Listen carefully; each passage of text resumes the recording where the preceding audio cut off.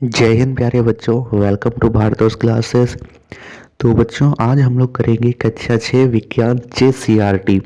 ठीक है, जो पहला पार्ट है उसके प्रश्न उत्तर को हम लोग यहाँ से करेंगे। तो इसके पहला प्रश्न दे रखा है कि सही उत्तर का चयन कीजिए। इसमें हमें बताना है कि इन चारों ऑप्शन में से कौन सा ऑप्शन इसका सही होगा।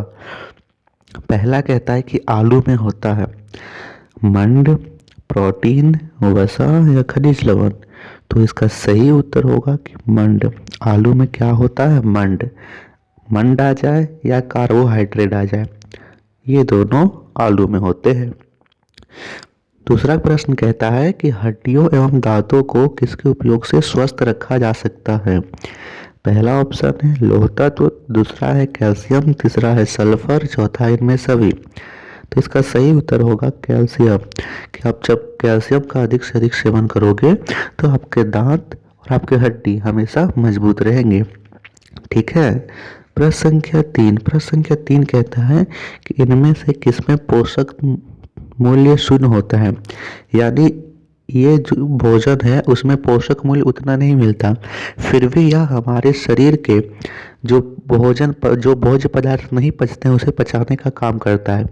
तो वो होता है रुक्षांश। जो रुक्षांश होते हैं वो भोजन का जो भाग नहीं पचता है उसे पचाने का काम रुक्षांश करता है। प्रश्न संख्या 4 है कि घेंघा रोग किसकी कमी से होता है। पहला है विटामिन सी, दूसरा है कैल्शियम, तीसरा है आयोडीन, चौथा है फास्फोरस।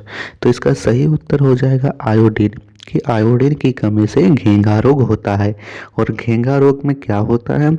तो घेंघा रोग में गले की ग्रंथि फूल जाती है। नोट कर लीजिए आप लोग। बढ़ते हैं प्रश्न संख्या 2 में। तो प्रश्न संख्या 2 है कि ऐसे दो दो खाद्य पदार्थों के नाम लिखिए जिनमें निम्न पोषक तत्व प्रचुर मात्रा में उपलब्ध होते हैं। पहला है वसा, फिर दूसरा मंड, तीसरा रुक्षांश, चौथा है प्रोटीन। तो यहाँ से मैं लिखवा दिया हूँ, आप लोग यहाँ से नोट कर लीजिए कि जो वसा है वो घी में होता है और मक्खन में होता है। ठीक है। दूसरा लिखाया हूँ आलू। तो आलू मैंने अभी बताया कि आलू मंड में, अच्छा मंड है तो मंड आलू में होता है और चावल में होता है। तो आप लोग यहाँ से कॉपी में आराम से लिख लो। तीसरा है रुक्षांश। तो रुक्षांश किस में पाया जाता है? रुक्षांश फल में और हरी पत्तेदार सब्जियों में भी रुक्षांश पाया जाता है।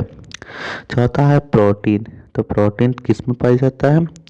प्रोटीन सोयाबीन में पाया जाता है और गेहूं में पाया जाता है। आप लोग यहाँ से नोट कर लो। ठीक है बच्चों, आप लोग यहाँ से अपने कॉपी में नोट कर लो आराम से। बढ़ते हैं प्रश्न संख्या 3 में। तो प्रश्न संख्या 3 यहीं से करते हैं हम लोग। प्रश्न संख्या 3 दे रखा है कि हमें सही और गलत बताना है। पहला है कि केवल चावल खाने से हम अपने शरीर की पोषण संबंधी आवश्यकताओं को पूरा कर सकते हैं। क्या केवल हम चावल खाएंगे तो हमारा शरीर का जितना भी जरूरत है पूरा हो जाएगा? नहीं, चावल से हमारा पेट तो भर जाएगा लेकिन शरीर संबंधी पूरा आवश्यकता पूरा नहीं होगा, तो ये गलत है। दूसरा है कि संतुलित आहार लेकर आभावजन्य रोगों की रोकथाम की जा सकती है। तो ये बात बिल्कुल सही है कि आप संतुलित आहार लोगे तभी तो आप स्वस्थ होगे और आभावजन्य रोग की रोकथाम आप कर सकोगे। आप कैल्शियम का सेवन करोगे तो आपके दांत मजबूत होंगे। ठीक है। इसी प्रकार आप विभिन्न विभिन्न प्रकार के भोज्य पदार्थ ग्रहण करोगे तो आप हमेशा स्वस्थ रहोगे। प्रश्न संख्या 3 है कि स्वस्थ शरीर की संतुलित आहार में नाना प्रकार के खाद्य पदार्थ होने चाहिए। तो हाँ, नाना प्रकार के यानी विभिन्न प्रकार के। ठीक है। तो ये भी बात सही है कि नाना प्रकार के खाद्य पदार्थ हो सके ताकि हम अपने शरीर की सभी सभी स्वास्थ्य संबंधी पूरा कर सकें। जैसे कि आप स्कूल में भी पढ़ते हो तो स्कूल में भी अलग अलग दिनों में अलग अलग भोज्य पदार्थ मिलते हैं। क्यों मिलते हैं? तो आपके शरीर संबंधी सभी आवश्यकताओं को पूरा करने के लिए आपको अलग अलग भोज्य पदार्थ दिया जाता है। प्रश्न संख्या 4 है कि शरीर को विभिन्न पोषक तत्व उपलब्ध कराने में केवल मांस पर्याप्त है। तो ये बात भी बिल्कुल गलत है कि केवल मांस ही उपलब्ध है, केवल मांस ही पर्याप्त है। ये बात गलत है। ना तो केवल चावल पर्याप्त है और ना ही केवल मांस पर्याप्त है। हमें दोनों करना चाहिए, चावल भी, मांस भी, दाल भी, रोटी भी, फल भी।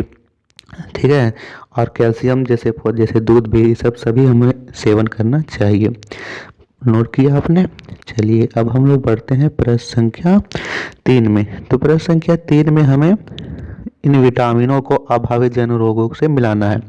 यानी आपके शरीर में विटामिन ए की कमी हो जाएगी तो आपको क्या परेशानी आ सकती है। तो विटामिन ए की कमी से व्यक्ति दृष्टिहीनता हो सकता है, यानी उसे देखने में परेशानी हो सकती है। विटामिन बी, तो विटामिन बी की कमी से बेरी रोग हो जाता है। ठीक है। विटामिन सी, विटामिन सी की कमी से स्कर्वी हो जाता है। विटामिन डी, विटामिन डी की कमी से रिकेट्स हो जाता है। आपको कमेंट में बताना है कि विटामिन डी किससे हमें प्राप्त होता है। आप लोग किस में से विटामिन डी प्राप्त कर सकते हो, आप लोगों को कमेंट में बताना है। और जितने बच्चे कमेंट में बताएंगे उन सभी को मेरे तरफ से हार्ट मिलेगा, जो नहीं मिलता है हार्ट वो मिलेगा कमेंट में। चलिए अब बढ़ते हैं प्रश्न संख्या 4 में, सॉरी प्रश्न संख्या यहाँ पे 6 है। तो प्रश्न संख्या 6 में हमें एक एक लक्षण लिखना है कि आपको यदि सूखा रोग हो जाएगा तो सूखा रोग में क्या हो सकता है। पायरिया रोग हो जाएगा, पायरिया रोग में क्या लक्षण है, घेंघा रोग में क्या लक्षण है और मोटापा के क्या लक्षण होते हैं। उसके बाद प्रश्न संख्या 7 में हमें एक मोटे व्यक्ति को अपना वजन कम करने के लिए क्या करना चाहिए और 8 में जंक फूडों के नाम लिखना है। तो मैं एक एक करके करवाता हूँ। सबसे पहले हम लोग देखते हैं प्रश्न संख्या 6। तो प्रश्न संख्या 6 में देखिए यहाँ पे करवा दिया हूँ कि सूखा रोग, आप लोग यहाँ से नोट डाउन कर लो कि जब सूखा रोग में हो शरीर दुबला पतला हो जाता है। जब भी शरीर दुबला पतला हो जाए, आपकी पसलियां तक नजर आने लगे, तो वह सूखा रोग होता है। नोट कीजिए। प्रश्न संख्या इसमें 2 है कि पायरिया, पायरिया के क्या लक्षण है। तो जो पायरिया होता है उसमें मसूड़े पीले हो जाते हैं और मसूड़ों से खून आता है। जो मसूड़ों से खून आए, मसूड़े पीले हो जाएं, तो आप समझ जाओ कि वो पायरिया रोग के लक्षण हैं। प्रश्न इसमें 3 है कि घेंघा रोग, घेंघा रोग में क्या होता है। आयोडीन की कमी से गले की ग्रंथि फूल जाती है। जब भी गले की ग्रंथि फूल जाए तो वह घेंघा रोग होता है। और अंतिम है मोटापा, मोटापा में क्या होता है, शरीर फूल जाता है। अत्यधिक वसा के सेवन से शरीर फूल जाता है। ठीक है, नोट कर लीजिए आराम से आप लोग। अब चलते हैं प्रश्न संख्या 7 में। तो प्रश्न संख्या 7 में हमें एक मोटे व्यक्ति को अपने वजन कम करने के लिए क्या करना चाहिए। तो इसमें लिखेंगे कि एक मोटे व्यक्ति को अपना वजन कम करने के लिए करना चाहिए। यहाँ पे क्या नहीं होगा, यहाँ पे होगा करना चाहिए। क्या होगा, यहाँ पे आप लोग क्या ये मिटा दो, यहाँ पे आप लोग लिख दो कि करना चाहिए और ये प्रश्न चिन्ह हटा दो। ठीक है, यहाँ पे आप लोग तो देख रखा है कि एक मोटा व्यक्ति को अपना वजन कम करने के लिए करना चाहिए। उसके बाद आप लोग लिखोगे उन्हें प्रतिदिन व्यायाम करना चाहिए, वसायुक्त भोजन का सेवन कम करना चाहिए, अच्छी भूख लगने पर ही भोजन करना चाहिए, फल एवं सब्जियों का सेवन करना चाहिए। ठीक है, आप लोग इसे लिख लो आराम से। मैंने क्या क्या बतलाया बच्चों, मैंने बतलाया है कि उन्हें प्रतिदिन व्यायाम करना चाहिए, जॉगिंग एक्सरसाइज, अपने मतलब जितना भाग दौड़ कर सकूं। वसायुक्त भोजन कम करना चाहिए, यानी तेल घी मक्खन कम खाना चाहिए।